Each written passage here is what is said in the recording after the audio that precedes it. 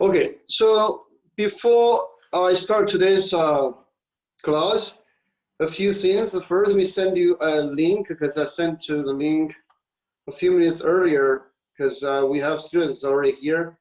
So if you click the link, you're going to see a few files. So essentially, that is my Dropbox. I just put a folder. So I create a folder, and then there are a few files for you to read. Can you read those files? Can you try now? I think I can access them, yeah. Yeah, Okay. I was able to access them. Yeah, me too. Yeah, I Okay. can too. Very good. So there are three articles. The one is called let me see what's it called titled Hard Work and the Black Swans. So this is an article from The Economist. So Economist is a weekly magazine from UK, right? So you probably know that. So they have a section called School Brief. Essentially, it's a briefing of School of Economic Thoughts. And in that issue, actually, this is coming from last week's The Economist. So in that article, essentially, they expand the idea of economic growth. That's highly relevant to what we are discussing right now. So I encourage you to read that so you have better understanding where we stand as economists, understanding the economic growth. And then we have other two articles. So these two other articles has a lot to do with what we are going to discuss today. Okay, so you may want use them as a background reading, right? So that's the thing I want to emphasize. You may want, so I guess the best way for you or for we to communicate is you may want to save that link, because in the future, whenever I have additional articles want you to read, so probably I can just simply drag and put in that folder. So it's better for me to send you an email because we have two classes. And sometimes you may forget to read the email, right? So I appreciate if you can keep a copy of the folder name or the link name, right? Other things I want to let you know is I sent you two emails. One is regarding to the class radio recording. So I upload everything on YouTube. So I noticed we already have a few students click the link. So just let you know if you want to watch the video again. So that's the way you go, right? One thing I want to say, or maybe apologize if for some reason your video or your audio or your photos pop up on that video, and if you don't want that to pop up in that video, so I can certainly do some editing, or I can just simply put that video as a private video. Okay, so if you have any concern, like copyright concern or something similar, and completely understand, so just feel free, let me know. Just a disclaimer, so I put, since YouTube has no commercial purpose, okay, so I just figure out this is easier for everyone to access. So there's nothing to do with commercial, right? So this is something I want to make it clear. If you're not comfortable for some reason, because I have tried my best to delete the edit clip, just make sure no one's video pop up in that video. If for some reason, so I didn't do a good enough job, and let me know, right? So, all right, so we have a few students come late. I hope they catch up with the things. For students who just came, can you see the link on the chat box? Hello? Who?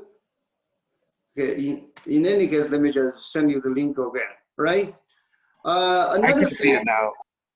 Oh, okay, very good. So very, very good. okay, so this is the last one. No, so we have, anyway, so maybe I can send you again, so during the break. There are two more things, apologize, so there's lots of things to discuss. So I sent you another email regarding to presentation. So I checked the Google Doc 2 days ago. I think it seems like most students already registered. Take your time. So we will discuss that next week. So let's give you some time because I understand last week was a break, right? So if you haven't had a chance to check out that email, just check out that email and then log into. I don't think you need any login. Just go to that Google Doc and then put your name there, and so we can have a date for our presentation. Okay, the last things I want to tell you is, so this semester, so I'm organizing the CBS seminar, which happens every Friday. So this is kind of like a completely reinvent the wheel. So we have speakers from many major universities. Like last week, I don't know any of you participate in that event or not. Last week or just like 3 days ago, so I have a friend who is a senior economist from Kansas City Fed. He gave a talk on labor market during the pandemic. And this week I have other friend, so he's from University of Essex in the UK. He's going to talk about screening for COVID-19, but apparently from economics point of view. And we have a list of great speakers. So in any case, if you haven't received that emails, so during the break, I'm going to send you the link, okay? Because I don't want to waste your time to do that. So the reason why it brings to your attention is, so the speakers I invite, most of them, so they are great, and not everybody, it's great researchers. So they publish in very, very top journals. So that gives you a opportunity to see what is top research look like. And so I picked the topic carefully, like for example, this semester, so the big theme is called business and economic policy during pandemic. In the next semester, so I haven't figured out yet, but in general, this is about economics and economic policy, right? So again, so I encourage you to Zoom in during Friday. So it will happen Friday noon.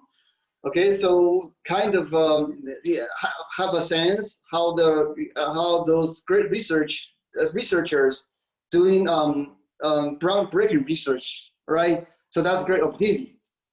All right, so just if I forgot, remind me to send you the link over the break. Okay, so because after 1 hour we are going to have our first break for today.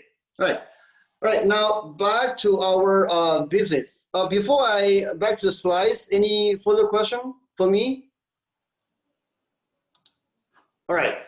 Okay. So where we are in the second chapter, right? So this is this is a stuff we discussed almost 2 weeks ago.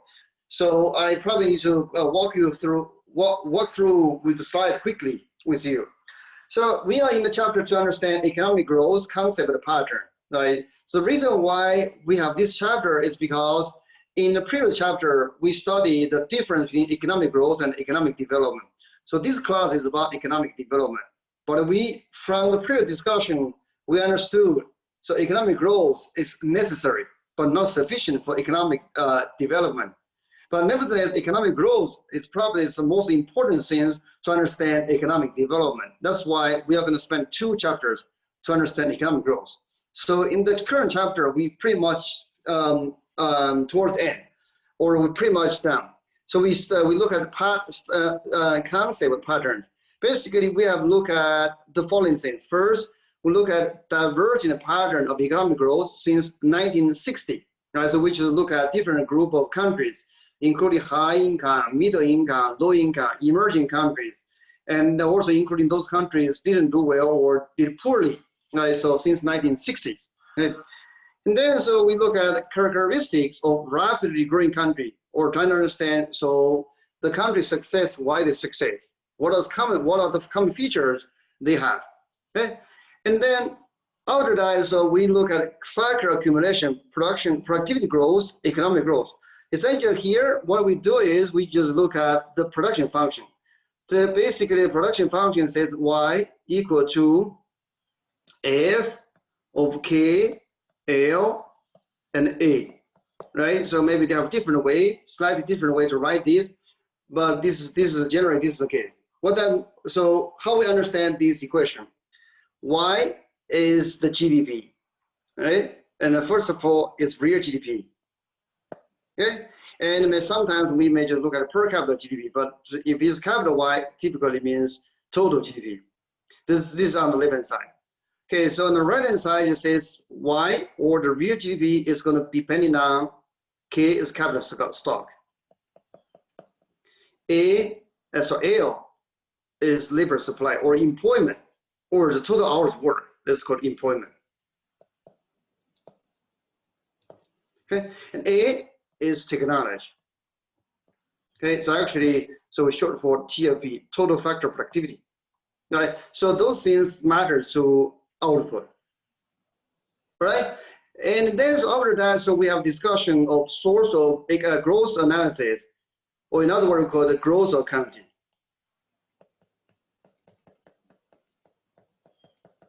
Right, so that's where we left. Okay, so this growth accounting, what we do is we just take these as given, taking this production function as given, right?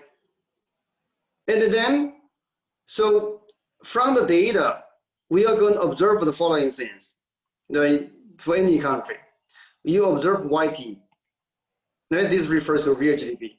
You observe KT, which is physical capital. You observe LT. Okay, so this is a little bit tricky, so I'm going to explain to you later. Okay, so once we go to the growth accounting, and this is also something you have to figure out for your homework. Right, so those are the things you can observe. Right?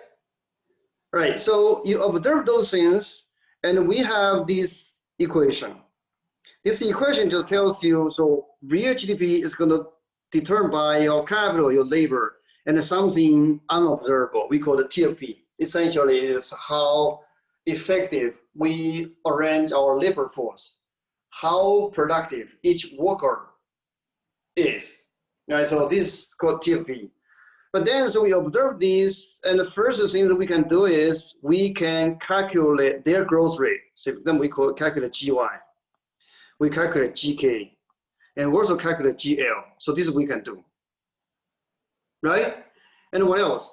So we can also calculate, let me erase part of the slides so have some room.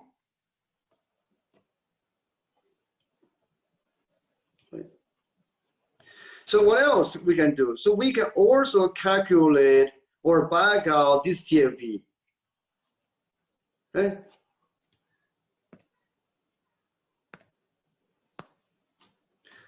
TFP. Now, the thing is, wait.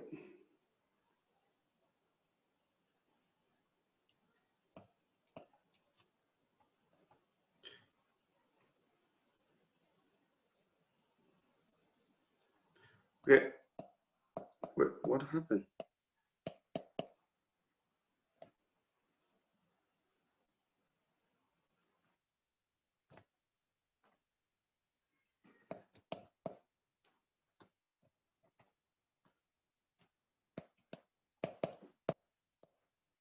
Interesting, so I cannot write.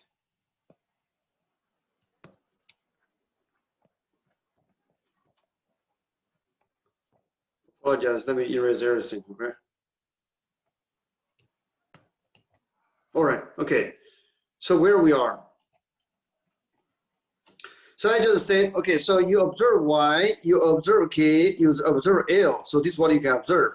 And you calculate GY, you calculate GK, you calculate GL, right? And furthermore, what we can do is we can back out TFP. Okay, and remember, so in the last class we say it's typically the production function is going to look like Y equal to TFP times K. And then so here, so we have weight. So let's just put alpha times L, 1 minus alpha. Okay, and what is alpha? Alpha is called the share of capital. And then 1 minus alpha is share of labor.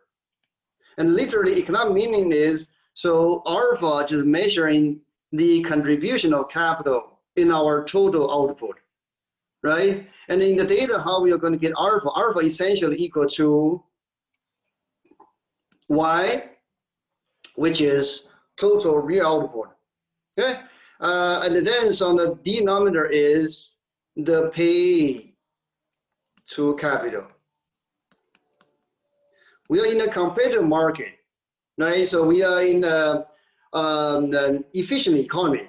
So the pay to the capital actually measuring the contribution, right? So you pay for what you get, right? So that just give you alpha. Alpha is essentially measuring the contribution of capital. And similarly, so 1 minus alpha equal to, and then you can think about this wage divided by Y. All right? Okay, so this is how we postulate the production function. Okay? So given this production function, you can see TFP equal to Y divided by K alpha. L 1 minus alpha. Okay, because you know Y, you observe K, you observe L.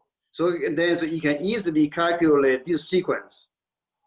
Or alternatively, I can say, so we can use the data to back up each country or each economy's TFP over time. Right? And then so from here, you can also get the G of A.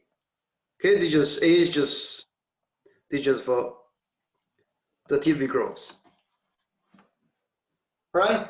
So this is a preparation for our source of growth analysis. And then so finally, so we are going to look at these things, these 4 things together. Right? And then so we are going to address the questions. So if you observe GY, say for example equal to 2%, like in the US, you may wondering where does this 2% coming from? To what extent the capital accumulation explain this 2%? And to what extent the employment increase explain this 2%?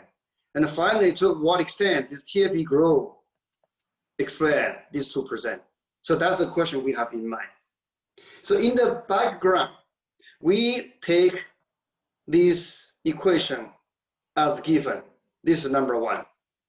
And then number 2, in the background, we didn't ask a question. So over time, how these things accumulate, how these things grow, right? Or in other words, so we just take what we observe as given. We just empirically, in some sense, empirically, or mechanically, or numerically find out, so what contribute the observed GDP growth and to what extent. All right, so this is the lots of things we need to study in this chapter. And once we done this exercise, in the next chapter, what we are going to do, in some sense, we are going to open this black box.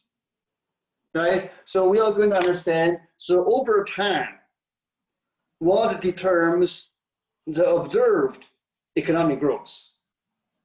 Okay? Or why some country can grow 2%, but some other country can grow 8%, or some country grow a negative 1%. Where does this coming from? Okay, to repeat what I said, so for the current study, we just take the observed number as given. We just do some empirical analysis to understand what factor contribute to the observed growth in real GDP and to what extent. So this is what we are going to do. Okay, is there any question? All right, so we're going to skip these. Those are the things we already discussed in last class. Now I'm going to move to the end of the slides. Just show you where we are last time, right? So they say it here, right? So this is where we are, okay?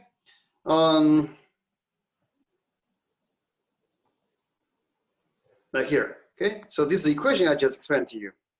And in some sense, this also corresponds to the homework you're supposed to do. Let me just expand a little bit further, right?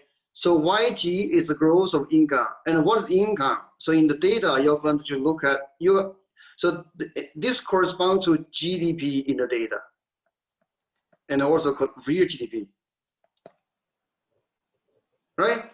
And then KG and NG, this is called growth of capital and labor. Now, what is the K? K is capital. K is in the data, you need to find out the country's capital stock. But intuitively, what does capital stock means? Just looking around, either in classroom or in your house. What is capital stock? Capital stock is housing value.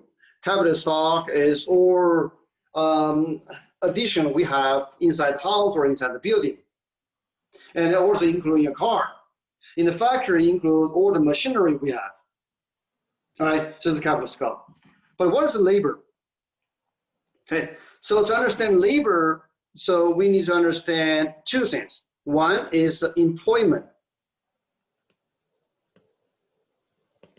The other is hours work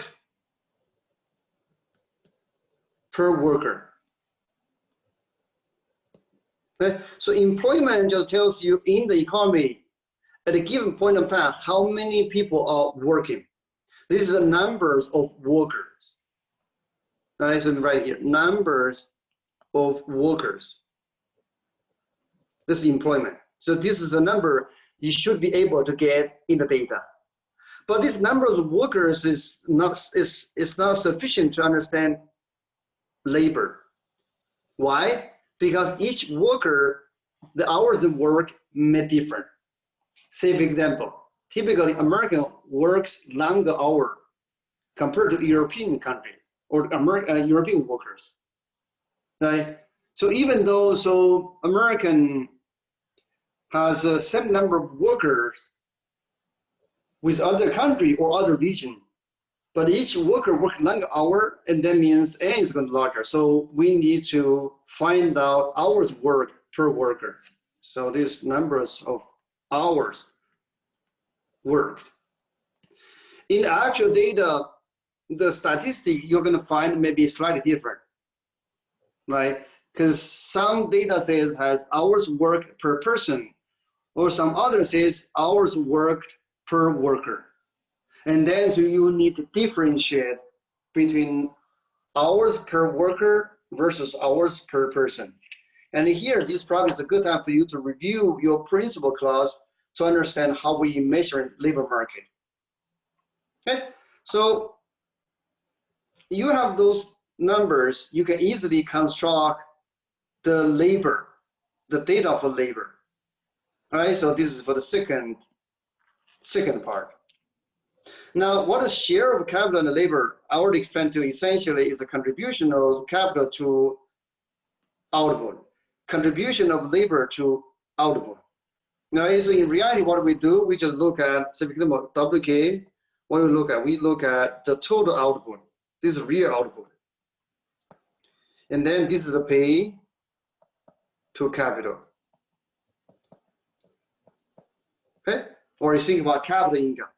And similar here, so this is output.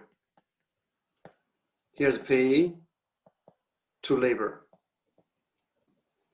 Or another way to say that is labor income, like wage income. Okay? And here, so you can think about this capital income. Right? But in the homework, so I already give you the number. Right? So typically, so this WK equal to 0.33, and the WN is equal to 0.67. Okay, and then finally, so you can find A as I just explained to you. So A equal to Y divided by log use notation here. So this is slightly different. K WK times N WN. Now, so this is how we back out those numbers, right? Okay, so now we go to the next slide. So here is examples, right? So you, based on the data, you observe real GDP growth of 5% per year. Capital accumulation 7% per year. Labor 2% per year. So this should be a typo. This should be 0.4. This should be 0.6. All right, and then so what are you gonna get? So by construction, you should have these holes. Okay, and so for graduate students, so you should be able to recover this equation. So this is actually coming from where? This is coming from y equal to a times k wk times n wn. Okay. And this is a production function. And from this production function, you should be able to back out this equation. Right? The hint for you is you take a log on both sides. And secondly, you take approximation.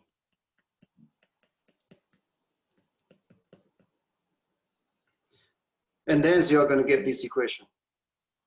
And how we understand this equation? This equation says, so for GDP growth, or for the observed GDP growth, partly coming from capital growth, partly coming from growth in labor, and partly coming from TAP growth. This is one, okay? This is one. 3 sources of growth. This is number one. Number two, okay? So for 1% kg is going to translate into WK percent YG. Okay? So if you have 1% growth in capital accumulation, it's not going to translate into 1 by 1, it's only translate into WK percent. But this is very intuitive, because WK measuring what? Measuring the contribution of capital to real GDP. So 1% only translates into a fraction of the 1%. And similarly, so you have 1% NG translated into WM percent YG. But A is 1 by 1 or 1 to 1, because this is how we write the equation. Right? So there are two ways to understand that.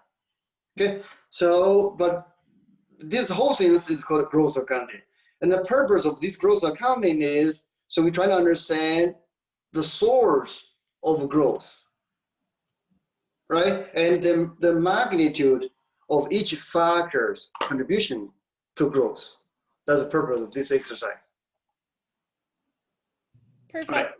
I have a Yes. question. Yes. On that slide, you said capital and labor growth are 2 of the sources, and then what was the third one? The third one is called A or TFB. The same thing. Essentially, what is TFB is technology. But again, so what is technology? So as I explained to you last time, let me just say it again. So what is technology? Technology here essentially is everything we cannot directly observe, everything we cannot directly measure, when we call them technology. Thank you. Okay, and so this technology in some sense, or ironically, we call it the measure, it measures the ignorance of our understanding of economic growth. And why is that? Is because we just put everything we cannot directly measure into here, okay, in the middle. This is A, right? So yeah, so this production function looks like, I already explained to you. And so in the data, this is a typical country production function looks like. So typically capital contributes 36%, and the labor contribute to 64%. I want to warn you, so this number change over time across country.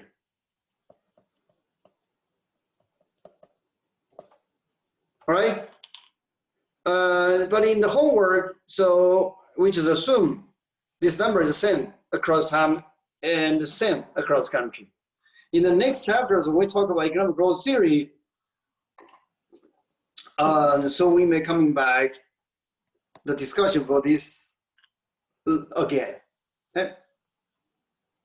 Now this is solar residual. I already explained to you, right? So again, so apologize if this confused you. So TFP, A, Z. So pretty much most of that they mean the same thing,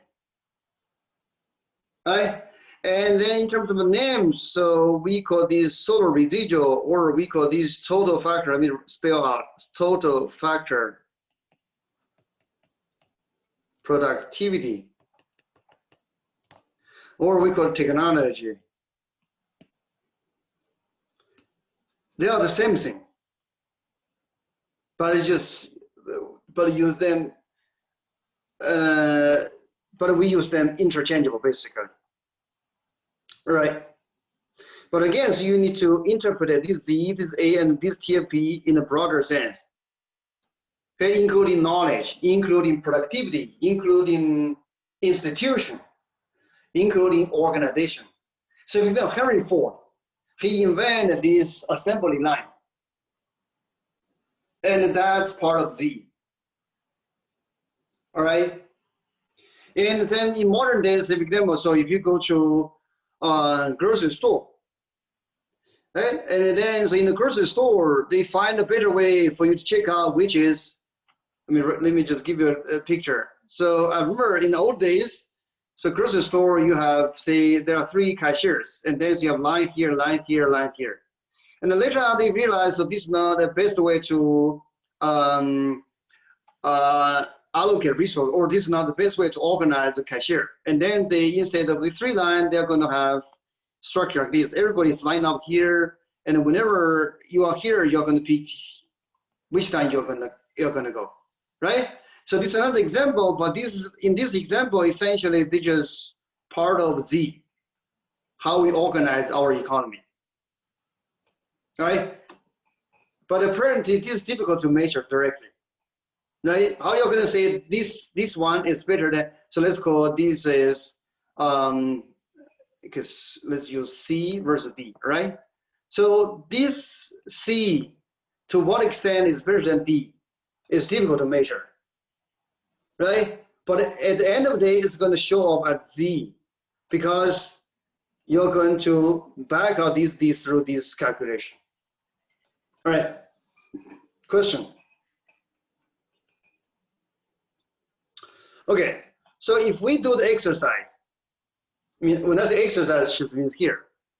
So if we take any economy you observe, okay? So this economy can be a country, can be a city, can be a state. But here, so we look at a country, right? If you take any country, you're going to back out the solar residual, which is Z, or sometimes we call A, or sometimes we call TFP, the same thing. And then you plot them by time, you're going to see something like this. But just keep in mind here, this is natural law.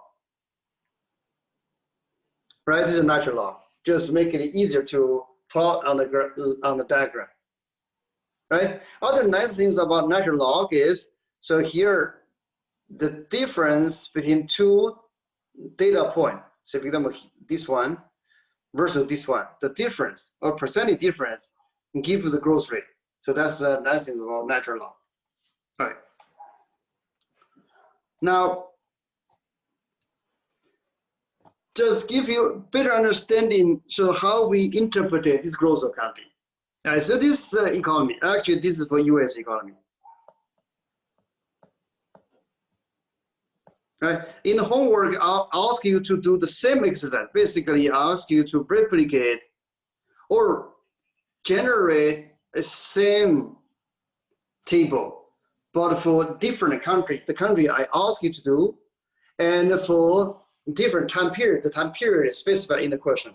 You need to produce a similar or a table like this, right? So now you already compute this. So now what is this?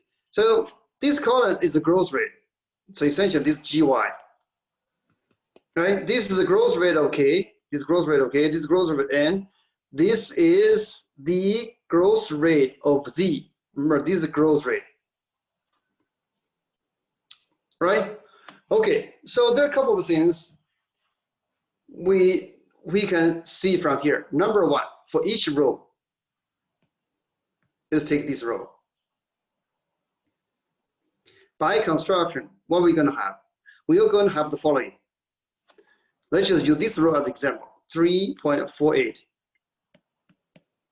equal to, this must be the case, 0.33 times 3.68 plus 0.67 times 1.11 plus 1.42. So this is the first observation. And the first is the one I highlight. Any student can tell me why this is the case. Why is that? So the answer coming from here, let's just back to here. The answer is here. Answer is here.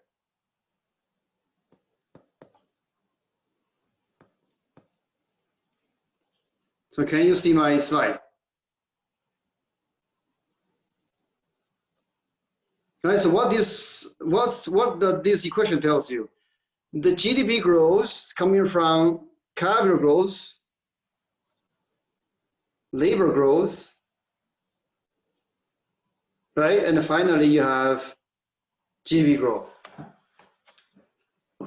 right? But for capital growth, it contributes to GDP growth by WK. Labor growth contribute to GDP by WN. And then in this case, oh, okay, so apologize, so this is 36, so I need to modify a little bit.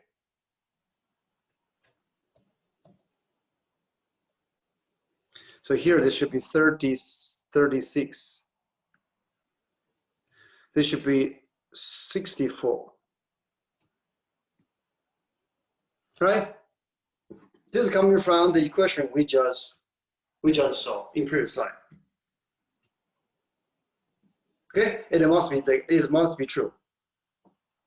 Number two. So we have this equation. We have those numbers. How we are going to interpret this? Okay. So again, let's use first row as example. Okay. If we do the calculation, you are going to see, let me see. So yeah, if you do the calculation, you're going to see this 1.42 contribute the most to the observed GDP, right? Or in other words, if you use 1.42 divided by 3.48, this is greater than 1/3. Okay? And actually, so if you calculate this number, so let me just calculate this number myself quickly, or you can do that for me as well. Okay, so let me see, 1.42 divided by 3.48, that's close to 41%. So this is 41%. And what does this 41% means? It means in the time period from 1950 to 1960, 41% of the observed growth comes from TFP, or comes from something we cannot directly observe. Okay, so this is how we interpret this growth accounting. So essentially, we just attribute each factor, attribute the growth into each factor. Right? Okay, so maybe I can erase and then so just clearly do this growth accounting for you. Okay, we use this row as the first row as example. Right? And here we use, so in order to find out the capital accumulations growth for GDP, what we can do is 0.34 times 3.68 divided by 3.48. So here we already calculate that, which is 41%. So let me do that. So again, so you can do that yourself, but this is roughly equal to 36%.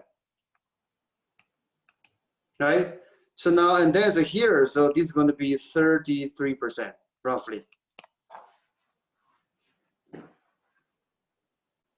Right? So let me double check.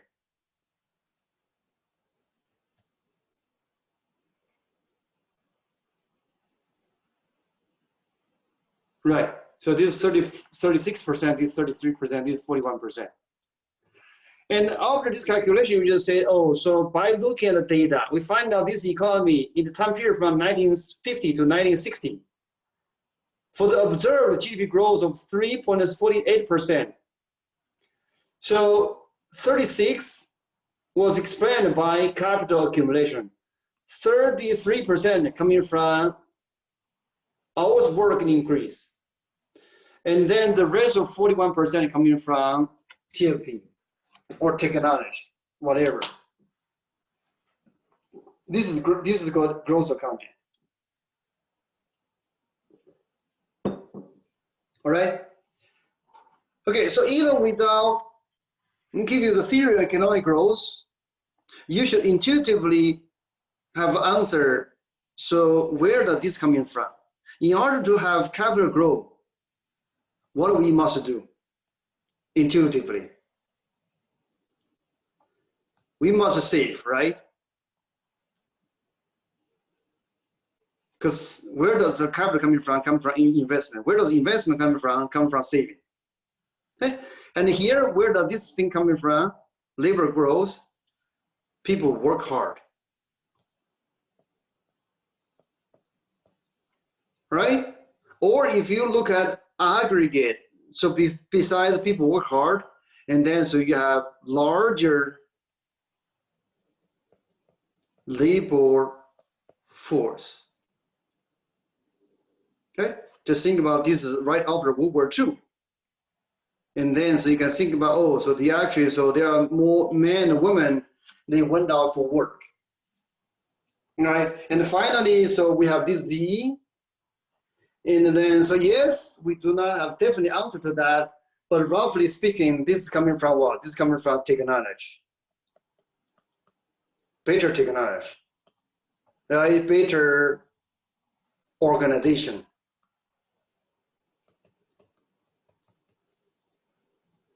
Right? So this is how we understand these numbers, the number of this row. We can do the same things for each row. Right? And then in the homework, what I ask you to do is, so essentially do the same thing for each individual country I ask you to do, and for different time period. Question?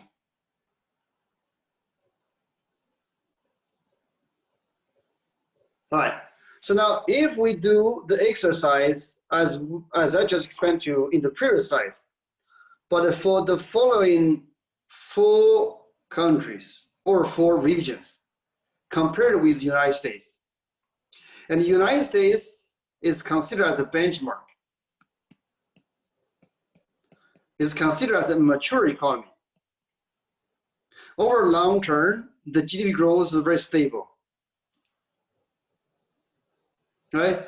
Now look at those other 4 countries. These 4 countries has been extensively studied in the literature of economic growth. These 4 countries, sometimes they were grouped as Asian tiger.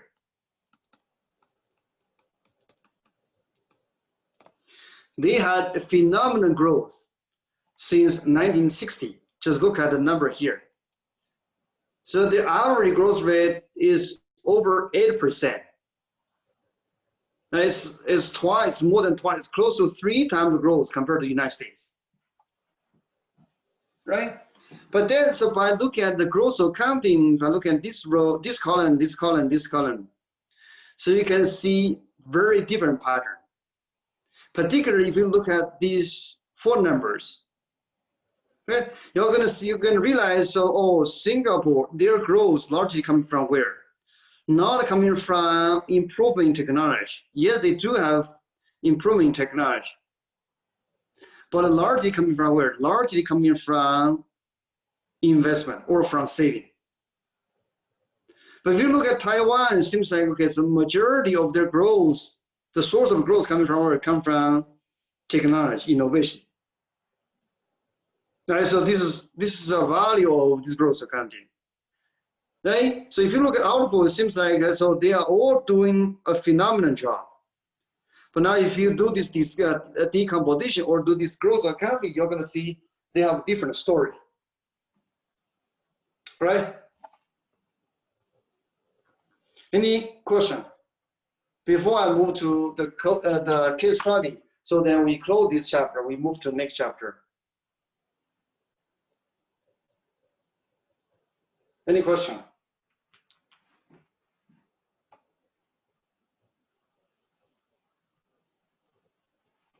Okay, so in this case study, we are going to look at growth experience of China.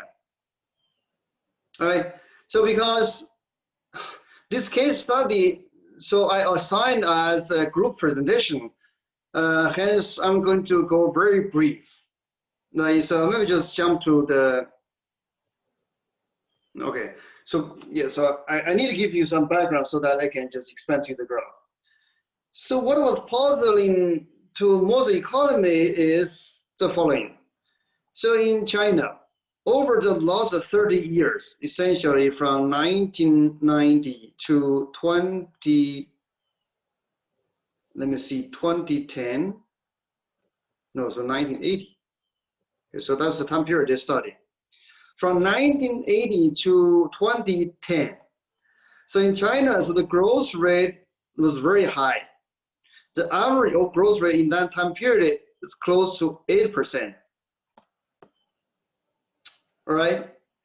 But at the same time, there's a very interesting phenomenon. The return on investment is very high as well. Okay? But this pose a challenge for economists to understand. Why is that?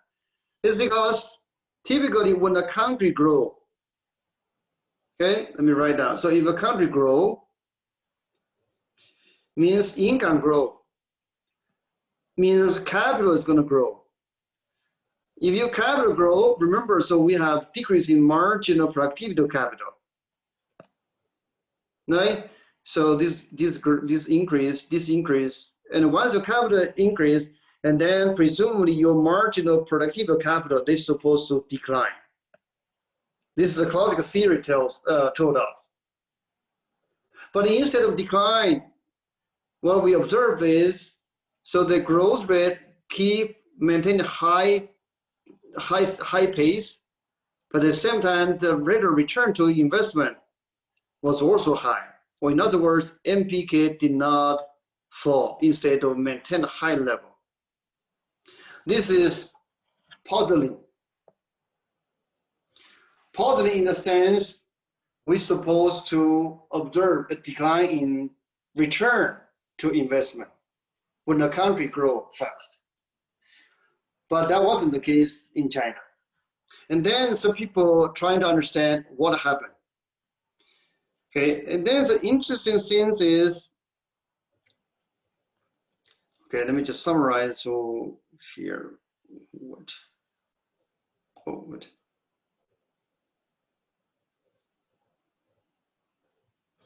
All right, so the answer lies into here.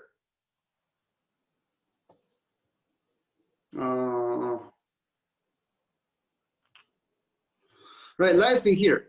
So when we look into the Chinese economy, If you differentiate the business into roughly two groups, here, this is called state-owned.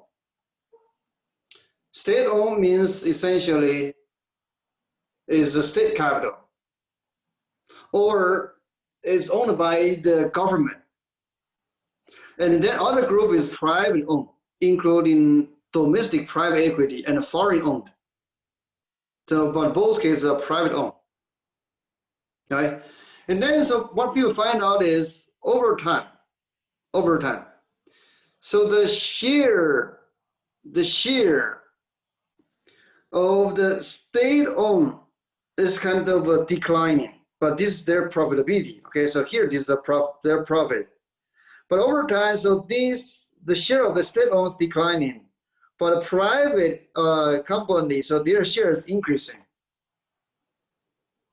Okay? And other things that we observe is, so the state-owned, their profitability, just look at here, this is their profit, right? So on the vertical line, this is a profitability. The state-owned is significantly lower. You can see there's a gap. Significantly lower compared to private company. Okay? Now, if you combine everything together, you're going to piece up. You're going to solve the puzzle. How we solve the puzzle? So over time, you have growth, right? And suppose, presumably, you are going to see the marginal productivity capital decline because you have more capital. But why this did not decline and stay roughly constant is because over time, you have more and more efficient business join the economy, which is private entity. The state-owned is less efficient, but their share is declining. So in some sense, the economy getting healthier and healthier in terms of the composition of business. So that's why, so over time, so the MPK did not decline. Okay, so that's a story of China, and that's how, there's one possible explanation to the puzzle we see in these slides. All right, so up to now, so we just finished this chapter. Now we move to the next chapter.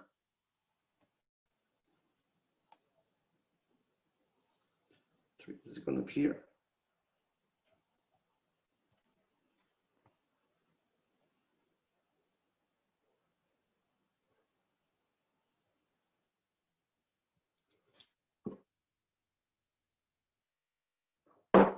So in this chapter, we are going to look at a variety of theories of economic growth.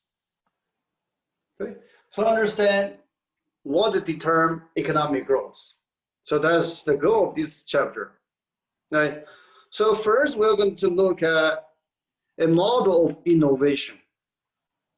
It's the model of innovation that gives us economic growth. This theory was proposed by Joseph Schumpeter in his book, The Theory of Economic Development. Right? So the basic idea goes as follows. In capitalism or in capital economies, everybody wants to get as much profit as they can. And then the best way to extract profit from the market is to form monopoly power. What is the example of monopoly power? Okay. So just think about Google. Think about Facebook. Or think of Apple. Or think about locally, CenturyLink or Cox. Those are examples of monopoly. Right? So basically, they dominate certain market. They can extract the most profit they want. And so that's the best way and the most efficient way to extract as much profit as you can to become the monopoly. But in order to become a monopoly, what you must do? Okay? So in order to become a monopoly, you must have some innovation. This is the case of Google, right? So actually Google, so they have better search engine compared to Yahoo. And Facebook, so they have a better social or networking platform compared to OneSpace, right? And Apple, they have better smartphone. Okay, so this is how they get monopoly power. But in order to attract new customers, or in order to convince the market, so you should adopt my technology. And what they must do, so they must make sure their innovation is creative enough. It's so creative such that people willing to abandon the existing product. Okay, just think about the history of Google replaced Yahoo. Think about 2007, Apple introduced the first touch screen smartphone. So basically, people abandoned the existing product, right? So then there's kind of two sides of the story. On one side, so this monopoly, they extract profit from customer, okay? And they have the monopoly power. So customer, in some sense, they must pay higher cost. But on the other hand, so in order to gain market, in order to convince your customer, your innovation must be innovative enough. It's so innovative such that people will to give up the existing things. But at the same time, it's so innovative, people is going to benefit from your innovation. Yes, people pay for the cost, but you brings people innovative or revolution. So this revolution or this new innovation is going to give you economic growth. Just think about how Google provide better customer experience compared to Yahoo, or how iPhone provides better product compared to Nokia like 10 years ago. Okay, so this is the idea of innovation. But this innovation is not regular innovation. This innovation is called creative destruction. Now, it's so innovative, it killed the existing technology. So people adapt to new technology. So people pay the cost because those are monopoly. But they gain this revolutionary new technology. Okay, and this gain just gives us a source of economic growth. So this is the first idea of economic growth. Now the second one is proposed by Rostow. Rostow has a stage of growth. Okay? So now I'm going to pause. Maybe let's just take a 10-minute break. In the meantime, so I encourage you to read the articles I sent to you through the link in the Dropbox link. Let me just copy paste that again. So that's a link I sent to you earlier. You may want to glance through so you have a better understanding so what this Rostow stage of growth means, right? In the meantime, I'm going to send you the other things I mentioned, the seminar stuff, right? So let's take, maybe we come back 7:15, all right?